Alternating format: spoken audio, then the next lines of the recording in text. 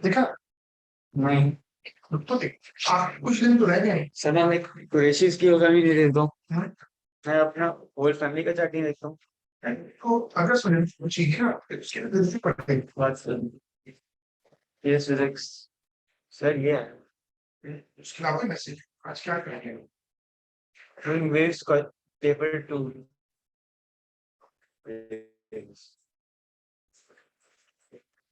Sir ये सारे mandatory है ना? सॉरी, ये सारे मैंडेटरी है ना? मैंडेटरी मैंडेटरी क्या मतलब? रिवीजन। ए लेवल में कुछ नहीं मैंडेटरी होता भाई।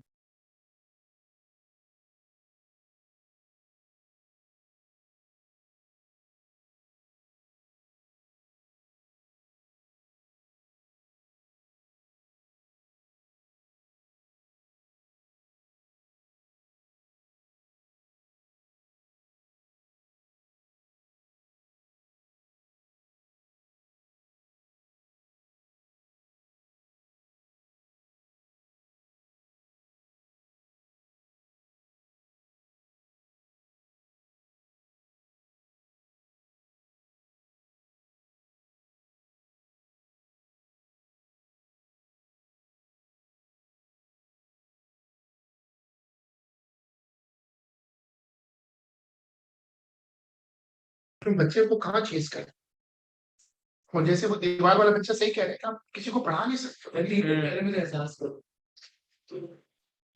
बस ऐसा एहसास करो। इंसान देखो मैंने चार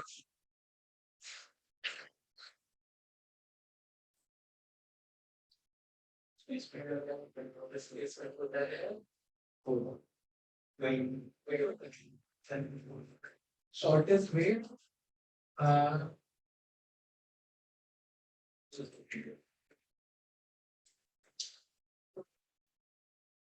चलो सबको कॉपी निकाल लो, जो भी बैठेगा देखो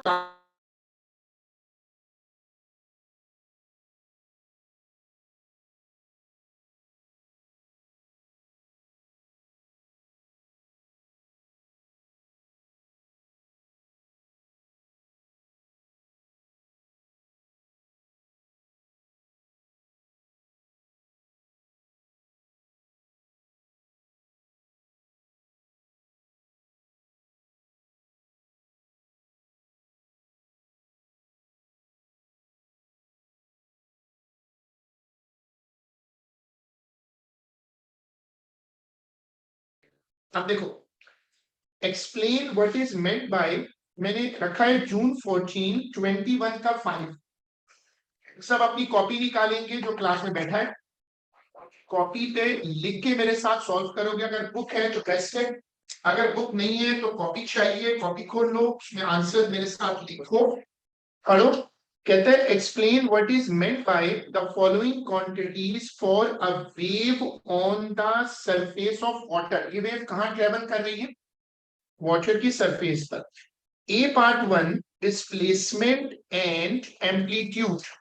देखो अब ये बताओ कि पहले पूछ रहा है डिस्प्लेसमेंट, जब एक वेव ऐसे ट्रेवल करती है यूं, तो हम एक एक्सिस बना देते हैं, इसमें पार्टिकल ऐसे मूव कर रहा होता है अप एंड डाउन। बोर्ड पे देखो, जब पार्टिकल ऊपर नीचे ऑसिलेट करता है तो मीन पोजीशन से उसकी जो सेपरेशन होती है किसी भी लम्हे, ये जो मैं बना रहा हूं आपके सामने, ये सब जो है ये सारे क्या है?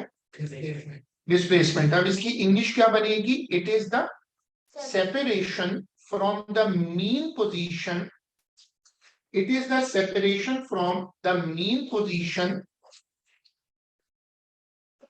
during an oscillation, it is the separation from the mean position during an oscillation of a water molecule. Amplitude, what is amplitude? Maximum displacement from rest axis. Maximum displacement from the mean position. तो amplitude की definition लिख दो, it is the maximum displacement from the mean position. Year number डाल देना, year number डाल के working करो, calculation में मुझे एडजस्ट करो, कैलकुलेटर वगैरह सामने रखो। हमने ये दो पार्ट किए, अब कहते हैं ये बताओ फ्रीक्वेंसी और टाइम पीरियड। ये ख्याल रहे कि ये कौन सी वेव है, और ये वेव वाटर में है। अब बताओ फ्रीक्वेंसी की definition, number of oscillation of complete cycles cycles with per unit time. Time period की definition, period time taken by one complete oscillation या one complete cycle, time of one cycle, sir oscillation चाहिए या time of a cycle. उसने बोला भी, हम यहाँ इसको दोबारा पढ़ो। अब आगे पढ़ो। The figure represents wave on the surface of water in a ripple tank at one particular instant of time. The vibrator moves the surface of the water to produce the waves of frequency f. The speed of the wave is 7.5, where the wave travel on the water surface. The maximum depth of water is 15 millimeter and minimum depth is 12 millimetre, जो उसने diagram में show किया है। इसका मतलब वो wave का आपको हाइट देना चाह रहे। अब आगे पढ़ो। Calculate the for the wave the amplitude. अब कह रहे वेव का एम्पलीट्यूड बताओ क्या होगा। अब जो एम्पलीट्यूड है वो क्या सेंटर से लेते हैं, तो ऐसा करते हैं। सबसे पहले जैसे मैंने कहा कि आप कोशिश करो कि पास पेपर की बुक्स लेकर आओ। अगर आप पास पेपर की बुक लाओगे ना तो फिर आप इसको अच्छे से कर सकते हो। मैंने इसको यहाँ एक एक्सेस दे दिया, मैंने एग्जामिनर को समझाने के लिए एक्सेस दे दिया। 15 मीटर टॉप से है, 12 मिलीमीटर नीचे से है। तो अब अगर मैं आपसे पूछूं कि वेव टोटल जो ये वाला सेगमेंट है वो 3 होगा जी सर, और इसको भी आधा करना पड़ेगा 1.5 मैं फीस हाँ फीस लेके आ रहा आराम से बताओ। एम्पलीट्यूड क्या है 1.5 कैसे, पहले 3 है ना सर 50 डिवाइड बाय 2 कर दिया। हाँ 1.5 ना सही। तो एम्पलीट्यूड क्या होगा 3/2। चलो ये अपनी कॉपी पे अलग अलग काम करो। अब वो कह रहे हैं वेवलेंथ निकालो। फॉर्मूला होता है, पहले फॉर्मूला लिखो, V इज इक्वल 5 सेंटीमीटर दिया हुआ है पूरा डिस्टेंस और हमें नंबर ऑफ वेव्स भी दी हुई है, तो हम उससे कर सकते अब देखो बात सही है, आप ये लॉजिक सही दे रही हो। अब इसमें v is equal to F lambda है। लैम्डा क्या मेरे पास अलग से है, लैम्डा निकाल सकते हैं। और फ्रीक्वेंसी सी एफ दी है। कहाँ पर, वहां वो तो एफ है लेकिन हमें तो आंसर में वैल्यू चाहिए ना। तो सर हम अगर 25 अगर 25 सेंटीमीटर से वेवलेंथ तो निकल सकता है वेवलेंथ की निकालनी और हमें वेलोसिटी दी हुई है। तो ऐसा करते हैं कि इस वाले पार्ट में फॉर्मूला नहीं लगाते, डायरेक्ट रेशो कर लेते हैं। अगर आप इसमें रेशो करो तो जो 15 है 15 उनके स्पॉट गिन लो, यानी वो कितने साइकिल पे 15 है। 1 2 3 4 5 6 7, तो 7 पीक्स आ रही हैं। 7 पीक्स का मतलब वेव्स कितनी है बताओ, सब लोग बताओ। ये जो है ना ये एक वेव है, 3.5 ये दूसरी वेव है, ये तीसरी है, ये चौथी है, ये पांचवी है और ये 6 अगर पीक 7 है तो वेव 6 होंगी। अगर ये 3 कुर्सियां रखी हुई हैं तो इनमें गैप कितने हैं, तो गैप 2 होते हैं। गैप हमेशा जो होता है वो एक कम होता है। तो कितनी वेव्स हो गई, जो पीक्स है वो 7 है और उसके बाद मैनुअली गिन लो ना। मैंने इसको बना देखो ना 1 2 3 4 5 6 साइकिल। ये जो बना है ये देखो ये एक साइकिल है। जी सर, अब तुम मुझे हेल्प करो और मेरे पास डिस्टेंस कितना है 25 सेंटीमीटर, उसमें कितनी वेव्स हैं 6। तो एक वेव का साइज वेवलेंथ होता है, तो मुझे एक वेव का साइज निकाल दो। मैं एग्जामिनर को बोलूंगा कि 6 वेव्स 25 सेंटीमीटर, 1 वेव ऐसे पेपर में लिखना पूरा x और फिर x को 1 into 25 upon 6. 4.4.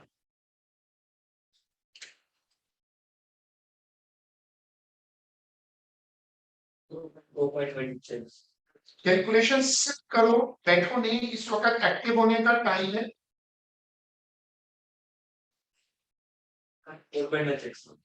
4.16 और ये मेरा आंसर जो आ रहा है वो सेंटीमीटर में आएगा।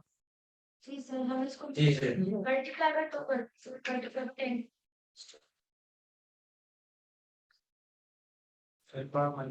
सर हमें 4.16 सेंटीमीटर में मिला है। क्योंकि 25 सेंटीमीटर में था। अच्छा, और मीटर में डालते हैं। Calculate the time period of oscillation of the vibrator. Formula क्या होता है? V is equal to lambda upon time period, T is equal to lambda upon V। अब बताओ लैम्डा क्या है? जो वेवलेंथ है वो हम निकाल चुके हैं, और V कितना है? 7.5 सेंटीमीटर पर सेकंड। तो लैम्डा क्या लिखूं? 4.16 इंटू 10⁻⁻²। और बताओ लैम्डा हो गया V, 7.5 लेकिन वो भी सेंटीमीटर में। into 10⁻²। नहीं 2 नहीं होगा।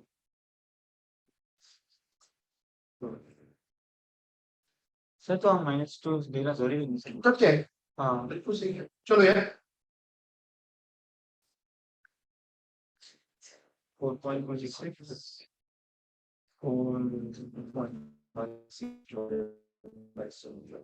सर 0.554।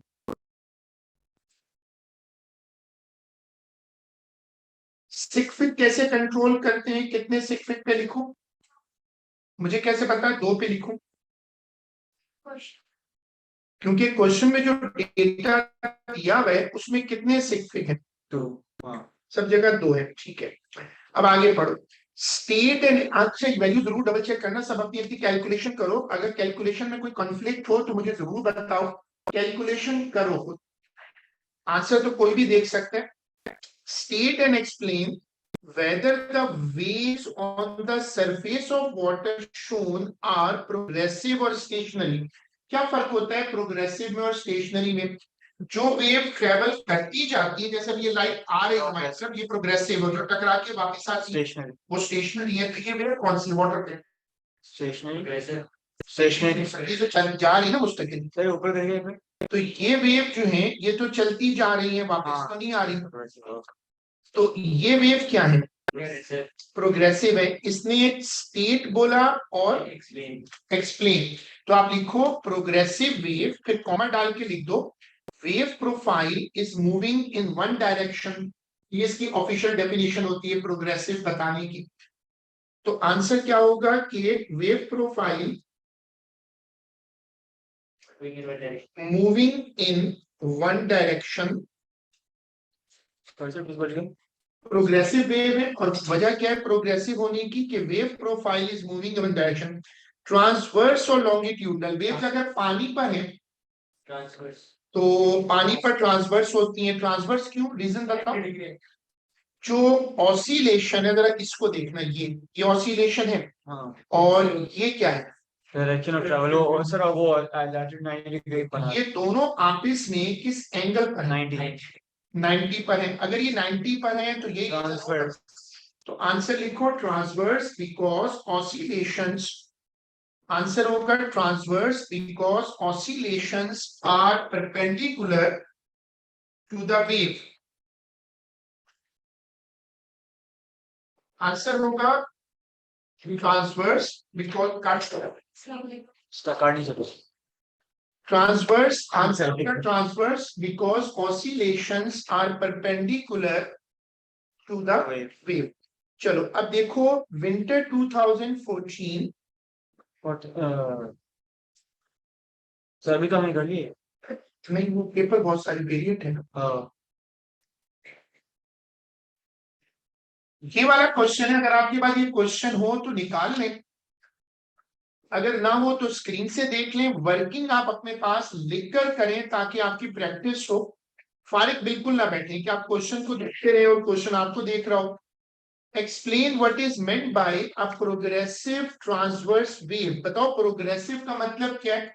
जिसमें एनर्जी सोर्स से दूर जाती है। तो लिखो प्रोग्रेसिव के आगे अगर आंसर लिख रहे हो तो क्या लिखोगे? Energy is transferred away from the source. Energy is transferred away from the source. और ट्रांसवर्स की अंदर क्या लिखोगे? ट्रांसवर्स में क्या लिखोगे? Oscillations are perpendicular. ट्रांसवर्स में क्या लिखोगे? Oscillations are perpendicular to the direction of the wave. Good. चलो अब कहते हैं डिफाइन फ्रीक्वेंसी। क्या डेफिनेशन होती है? It is the number of complete cycles पर यूनिट टाइम। सेकंड का जिक्र नहीं करिए। It is the number of complete cycles.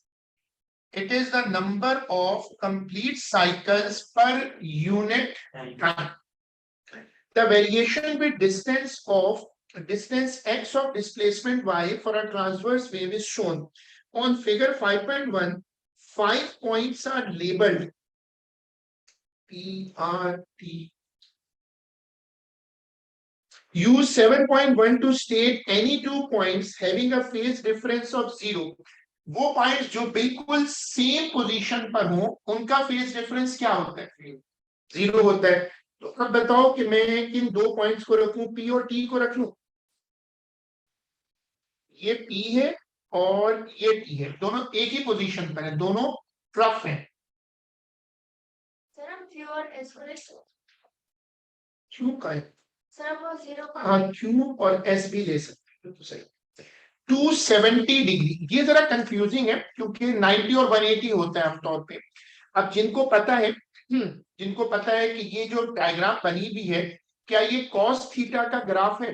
तो मैं तुमसे पूछूं कि यार यहाँ एंगल 360 होगा और अगर मैं इसको आधा करता हूं 360 को, तो बिल्कुल बीच में 180 आ जाएगा। और अगर तुम इसकी लेबल करना चाहो तो बताओ यहाँ क्या एंगल होगा? 180 होगा। और अगर तुम उसको भी फर्दर हाफ करो तो यहाँ क्या होगा? 90। और यहाँ क्या होगा? 270। तो क्या ये वाला पैच अब अगर तुम देख लो तो मैंने इसकी लेबलिंग कर दी ना। वो कह रहे 2 पॉइंट्स उठाओ जिनका फेज डिफरेंस 270 हो। 270 का फेज डिफरेंस मैं मार्क करता हूं, क्या इतना डिस्टेंस, ये जिन 2 पॉइंट्स के दरमियान इतना डिस्टेंस होगा, ये वाला, वो क्या होगा? 270। 270 का मतलब क्या ये तकरीबन 1.5 वेव है? यस। एक पूरी वेव का मतलब क्या होता है? 360। यस। आधी वेव का मतलब 180 और 1.5 वेव का मतलब 3/4 है ना? हाँ 1.75 सॉरी 0.75 वेव का मतलब क्या होगा? 270। दोबारा बताएंगे सब लोग। 1 वेव का मतलब 360। हाफ वेव का मतलब 90। 180। 180। 1/4 का मतलब 90। और 3/4 का मतलब 270। प्लान बन गया। अब आप बताओ। सर टी पे होगा ना? टी पे होगा। नहीं, 2 पॉइंट्स बताने हैं ना। मैं इसको मिटाता हूँ ताकि ये डायग्राम क्लियर हो जाए। मेरा O N T. Oh sorry, Q है क्यू एन टी। क्यू रखूं? एक क्यू रख लूं और टी रख दें। क्या ये 3/4 ऑफ अ वेव है? जी सर। यस। तो मैंने आपको मेन टेक्निक बना दी कि 1 लैम्डा जो होगा ये होगा 360। Half lambda 180। 180। 1/4 लैम्डा 90। 1/3 लैम्डा 270। और 3/4 लैम्डा 270। अब अगर आपको ये समझ आ जाए तो इस तरह के आप सारे क्वेश्चन कर सकते इंशाल्लाह। इंशाल्लाह। हाँ बोलो। पी एंड एस भी रख सकते हैं। पी का है, पी और P तो S, 180 होगा। नहीं सही कह रहे, पी और एस भी रख सकते हैं। सही कह रहा, पी और एस भी 1/4 है, 3/4। The frequency of the wave is 15 hertz. Calculate the speed of the wave. Speed का फॉर्मूला क्या होता है? सर हम 0 पे क्या लिखेंगे फर्स्ट पार्ट में? जीरो का हमें बताया तो था उसको, जीरो। जो हमने शायद लिए थे, ये 2 लिए थे। अच्छा। चलो बताओ स्पीड का formula v is equal to F lambda. क्या हमें एफ दिया हुआ है? Yes. तो अब लैम्डा निकाल के दे सकते हैं क्या? यहां से लैम्डा निकालना पॉसिबल है? Yes.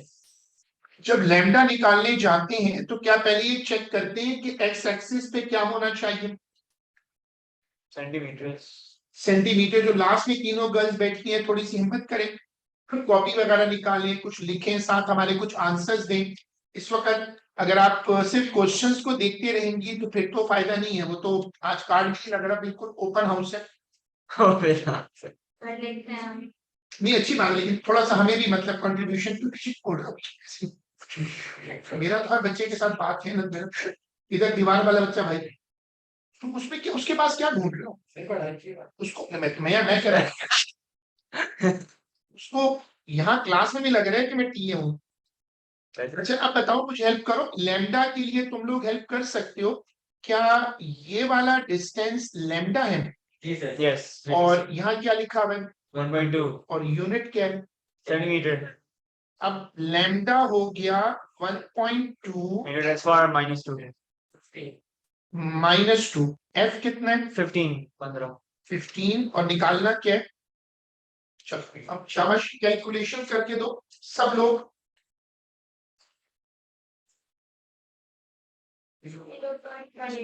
0.18। 0.18। तो 2 सेक पे क्यों रखूं? सर क्योंकि दो है, दस में रखा है हर वाली वो वाली से ऊपर। इसने जो अपना डेटा दिया है वो सब 2 सेक फिगर। हाँ जी sir. Two waves of the same frequency have amplitude 1.4 and तो क्या ये इंटेंसिटी का रेशो मांग रहा है? और फॉर्मूला जो इस चैप्टर का सबसे इंपॉर्टेंट फॉर्मूला है, I1/I2 इज इक्वल टू, मैंने फॉर्मूला शीट भेजी थी, मैंने एक पूरी फॉर्मूला बनाकर फोटोकॉपियर के पास रखवाई, उसमें नोट्स वगैरह भी हैं। कोशिश करें कि ये हैंडआउट्स वगैरह लें। फॉर्मूला क्या है? 8 square 1 देख के बताया, लेकिन अच्छी बात है बताया, बाकी तो देख के भी नहीं बता दे। अरे लेकिन आंसर तो दो ना, ये बच्चा आगे आंसर दे रहा है, ये भी आंसर दे रही है, दीवार वाला बच्चा भी आंसर दे रहा है। आंसर नहीं दोगे ना तो फिर तो तुम्हारा इसमें बेसिकली ब्रेन चलता ही तब है जब आप इसको यूज करते हो। अगर आप सोचते रहोगे कि यार नहीं पता नहीं क्या हो रहा है, आसपास आवाजें आ रही। अब मुझे बताओ कि मैं इसमें 1.4 अपॉन 2.1 कर दो, सेंटीमीटर तो कट जाएगा ना, क्या उसको करूं कन्वर्ट? कट जाते हैं, डेसिमल और डेसिमल भी काट दो। काट सकते हैं। और अगर आप में से जो लोग मैथ्स में अच्छे हैं, मैं क्या करूं? 14 अपॉन सर 4/9 14/21 क्या इसको मैनुअली काट सकते हो? मैं डेसिमल में नहीं जाना चाह रहा। 2/3 स्क्वायर 4/9 कौन से टेबल से काटा है? 7 से काट दें 2/3 2/3 और उसका स्क्वायर 4/9 4/9। और रेशो लिखना चाहूंगा तो ऐसे लिखूं, यस। क्योंकि इसने क्या मांगा था? रेशो। गुड। चलो अब हम कर रहे हैं जून 16।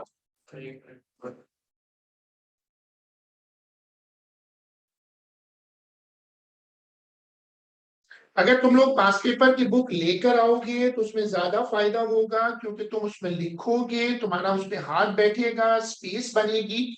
तभी हम लोग टीचर्स जो है एक सवाल को कितनी मरतबा भी करें, लेकिन हम तब वापस पेपरों पे लिखते हैं ताकि हमारा उस पे ना प्रैक्टिस है। ये एक इल्यूशन होता है, एक एक्सपीरियंस होता है। और तुम्हें अभी मॉक फेस करना है तो तुम्हें फिर ये भी फायदा होता है कि वो पार्टीशन बनाना है। मैंने एक चीज अभी पिछली क्लास में भी डिस्कस की थी, वो ये कि मैंने एक लाइन डाली है, क्योंकि यहाँ पर मार्क हुआ है, जहां मार्क होता है उससे नीचे नहीं जाना चाहिए। हालांकि स्पेस होती है, हमारे पाकिस्तानियों को स्पेस दिखती है, वो कहते हैं लो यार यहाँ भी वर्किंग कर लो। By reference to the direction of the propagation of energy state what is meant by a longitudinal wave and by a।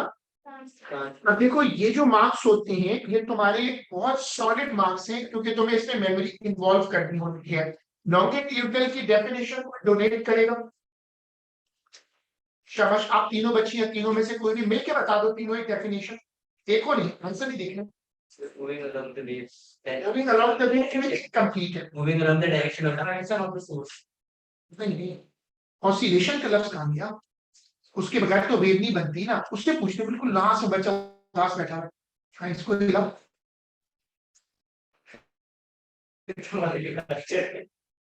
बताओ यार, एक आंसर हो जाए। आप बताओ, आप माशाल्लाह काफी रेगुलर आती रही हो, बताओ। लॉन्गिट्यूडनल, चलो वो तीनों बच्चों में से आप तीनों में से कुछ देखा है बताने। लॉन्गिट्यूडनल में फोर्स भी ऐसी होती है और वो मूव भी ऐसी। लॉन्गिट्यूडनल में जैसे इसने बोला था, जो ऑसिलेशंस होती हैं वो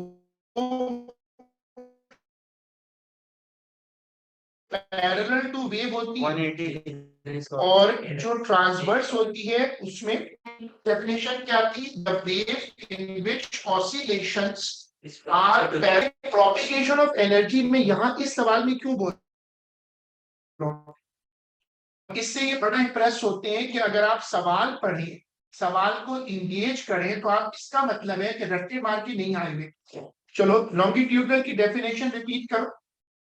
The wave in which oscillations are parallel to the direction of propagation of Energy. चलो ट्रांसवर्स पे आ जाओ। The wave in which oscillations are perpendicular to the direction of good। अगला सवाल वैसे तो इस चैप्टर का नहीं है, लेकिन अब तो जाहिर है कि इट्स ओपन हाउस, तो आप हर चीज करते जाओ। मैंने आपको हर क्लास में दो बातें समझाई है रिसेंटली जो क्लासेस होती रही।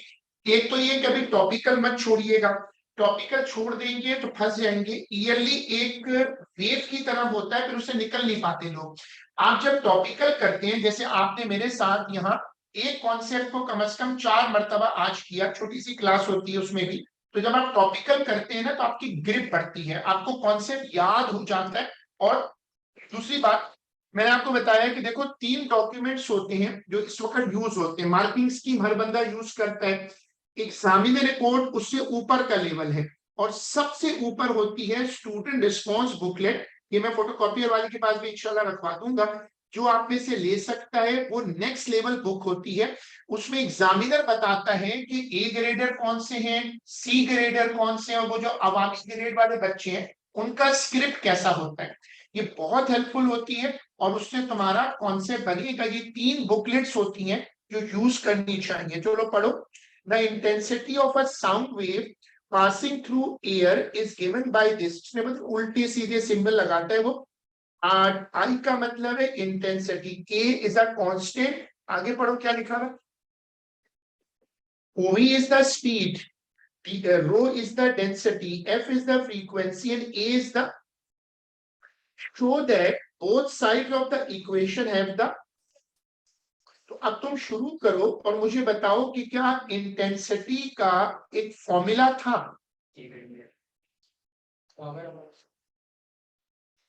अब देखो ये तो मेमोरी है ना। Power over area. पावर का मतलब क्या है? पावर का मतलब है वॉट अपॉन मीटर स्क्वायर। अब ये कह रहे हैं इसको आंसर किसमें चाहिए, तो क्या मैं पावर की जगह एनर्जी अपॉन टाइम कर लूं? जो वॉट होता है क्या वो जूल पर सेकंड होता है? बताते जाओ ना। वॉट होता है जूल पर सेकंड। जूल पर सेकंड कहां से आया? What is power? Work upon. अगर तुम यूनिट भूल जाओ तो कौन सी चीज है जो तुम्हें यूनिट वापस याद दिला सकती है? गुड। अच्छा, जूल वर्क होता है। वर्क क्या फोर्स इनटू डिस्प्लेसमेंट होता है? तो क्या जूल हटाकर न्यूटन मीटर लिख दो इनटू अपॉन। क्या मीटर मीटर एक कटेगा? एक मैंने कैंसिल कर दिया। अब बताओ न्यूटन फोर्स है, फोर्स का मशहूर फॉर्मूला MA। तो क्या न्यूटन की जगह kg/m/2 लिख सकता हूं? 1 मीटर तो कट गया था, बाहर क्या है? S-1। नीचे क्या है? m कट जाएगा, तो ये क्या हो गया? kg क्या मैंने इक्वेशन की लेफ्ट साइड को सिंप्लीफाई कर लिया? अब मुझे ये जरूर देखना होगा कि मार्क्स तो अच्छे दे रही है, तो अब मैं एग्जामिनर के लिए लेफ्ट साइड को सॉल्व करता हूँ। Left side sorry right side को बताओ, राइट साइड पे मुझे लिखवाना शुरू करो के को इग्नोर कर दो। अच्छा, फिर v बताते जाओ, ms -1 और रो ठीक है, फ्रीक्वेंसी उस पर पावर कितनी लिखूं देख के बताना है बस, कोई फायदा। अच्छा, ए एम्पलीट्यूड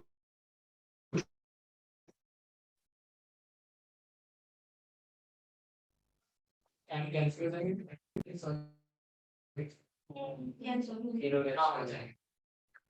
हो रहा है। सर एक स्क्वायर है, एक सिंपल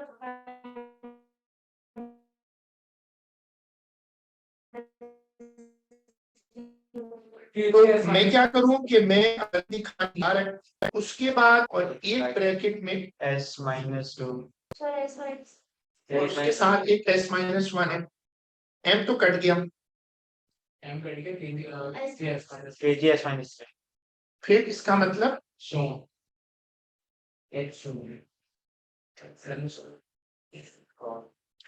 चलो C part 1, describe the Doppler effect. Definition दो।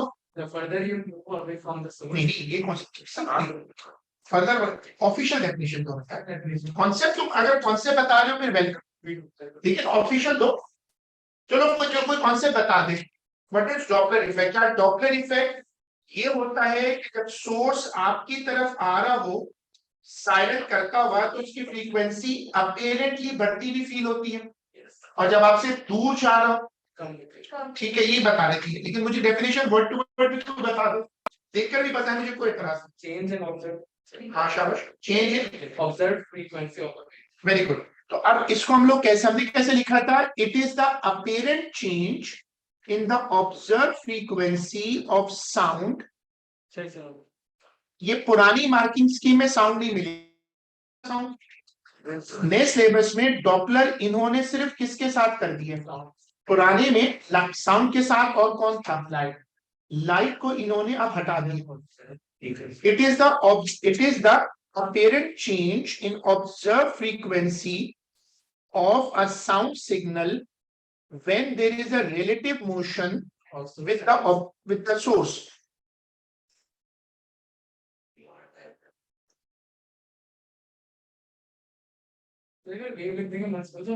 क्या मतलब? साउंड की जगह वेव लिखेंगे। हाँ वो तो मसला, ये ऐसी चीजों में मसला नहीं करता। दो अल्फाज तुम तो मार्किंग से देख रहे हो, इससे अल्फाज को अंडरलाइन करता है ना। ऑब्जर्व फ्रीक्वेंसी लिखना जरूरी है, अपीरेंट लिखना जरूरी है, चेंज लिखना जरूरी है। पढ़ो, a distant star is moving away from a stationary observer. देखो ये सवाल पुराने सिलेबस पर है, तो तुम्हें यहां मैंने बताया था कि उस वक्त एक टॉपिक आता था डॉपलर में जिसका नाम क्या था, वो अब जाहिर खाली साउंड रह गया, लेकिन मैं सवाल कर सकता हूँ, state the effect of the motion on the light observe from the star. आपको वो कह रहे हैं अवे फ्रॉम, तो जब कोई चीज आपसे दूर जाती है तो अपीरेंटली उसकी फ्रीक्वेंसी क्या करती है? कम हो जाती है। तो मैं एग्जामिनर को क्या बताऊं कि उसकी फ्रीक्वेंसी आहिस्ता आहिस्ता डिक्रीज होगी, लेकिन वो रियल में डिक्रीज होगी या अपीयरेंस में? गुड, तो आप लिखो फ्रीक्वेंसी ऑफ लाइट अपीरेंटली डिक्रीजेस। क्योंकि कॉन्सेप्ट तो बनेगा, इससे मैं रेड शिफ्ट की तरफ नहीं जा रहा क्योंकि वो अब हमारे कोर्स में नहीं है, मैं कॉन्सेप्ट तो इसका ले रहा हूं। A car travels at a constant speed, ये अल्फाज देखते जाओ, towards a stationary observer. The horn of the car sound at a frequency of f10. तो क्या ये f of the source है या f observe है? The observer hear a frequency, ये क्या है फिर? Speed of sound, ये क्या है? vs से ही वो फॉर्मूला पूरा कर रहा हूं, और आपको क्या निकालना है? स्पीड ऑफ कार मैं लेटर्स ठीक कर दूं एक सेकंड। कौन सा? वो जो स्पीड ऑफ साउंड है उसका सिंबल V है और स्पीड ऑफ कार का सिंबल या सोर्स का सिंबल क्या था? AS फॉर्मूला बताओ। F है F observed is equals F observe है, उसे याद किया तुमने, ठीक है। बाकी लोग भी देख के बताओ, मुझे कोई एतराज नहीं। F observe is equal to FSV। divided by V एक सेकंड, वो S काफी बड़ा है। FSV upon V minus plus minus. इस केस में माइनस है इस केस में माइनस क्यों आएगा? क्योंकि उसमें कई बार है क्योंकि ये सोर्स की तरफ जा रहा है तो फ्रीक्वेंसी बढ़ेगी। yes जब फ्रीक्वेंसी बढ़नी होती है तो डिनोमिनेटर में प्लस लेते हैं माइनस लेते हैं, माइनस तो फिर माइनस कर दूंगा मैं। पहले हमेशा ये मेन फॉर्मूला लिखना और फिर रीजन देकर अगर लिखोगे तो और इम्प्रेसिव है। फिर V प्लस माइनस VS मतलब ये फॉर्मूला है फॉर्मूला और उसमें माइनस तब लेते हैं जब टूवर्ड्स का केस हो और प्लस तब लेते हैं जब अवे का केस हो। ओके।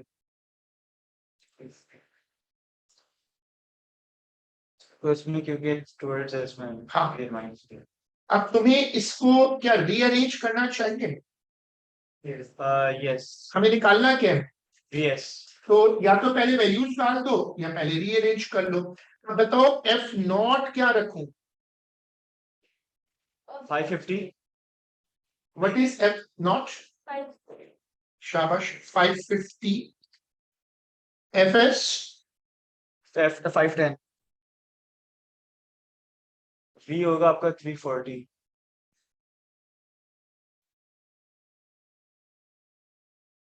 340 minus VS। सर आप उसको 550 और नीचे को आप सॉल्व कर दीजिए 340 सॉल्व करना चाहो तो मेरे में ज्यादा बेहतर है, जी सर। क्योंकि आप लोगों के पास कैलकुलेटर है, आप इसको सॉल्व कर दो। मैं इसको यहाँ ले आता हूँ, 340 माइनस VS और 24.7 2020। 24.721 अच्छा 655 बार 655.27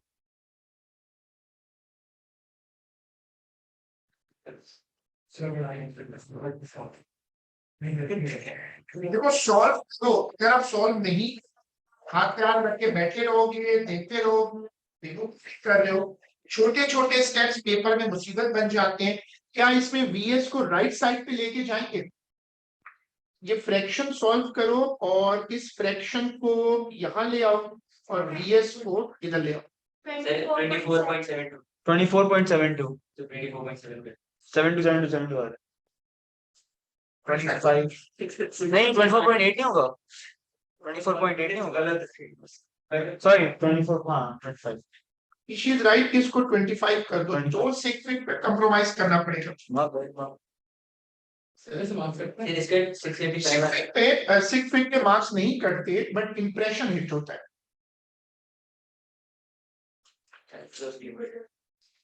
और इंप्रेशन बड़ा